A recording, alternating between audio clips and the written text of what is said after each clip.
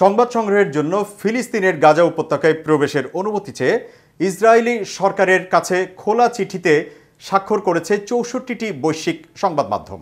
CNN, BBC, agency France press, AFP, associated press সহ বিশ্বের প্রায় সব প্রথম সারির সংবাদ মাধ্যমের নির্বাহী প্রতিনিধিরা সেই চিঠিতে স্বাক্ষর করেছেন।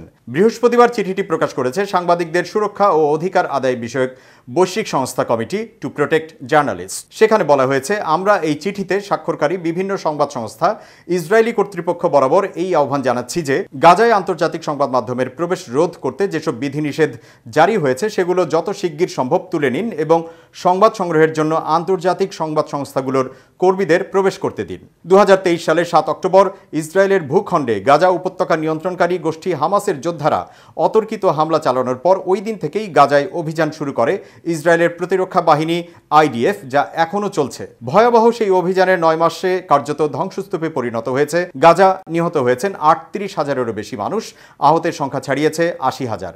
এই অভিযানের শুরু থেকে আন্তর্জাতিক সংবাদ মাধ্যমগুলোর প্রবেশ নিষিদ্ধ করেছে ইসরায়েল সরকার। স্থানীয় যেসব সংবাদ মাধ্যম সংবাদ সংগ্রহ করছে তাদেরকেও নানাভাবে বাধা দেওয়া হচ্ছে। গাজায় সংবাদ সংগ্রহ করতে গিয়ে এ পর্যন্ত প্রাণ হারিয়েছেন শতাধিক সংবাদকর্মী। খোলা চিঠিতে এই প্রসঙ্গে বলা হয়েছে, যুদ্ধের আজ ৯ মাস চলছে, কিন্তু এখনও গাজায় আন্তর্জাতিক সংবাদ মাধ্যমগুলোর সংবাদকর্মীদের প্রবেশ করতে দেওয়া হচ্ছে না।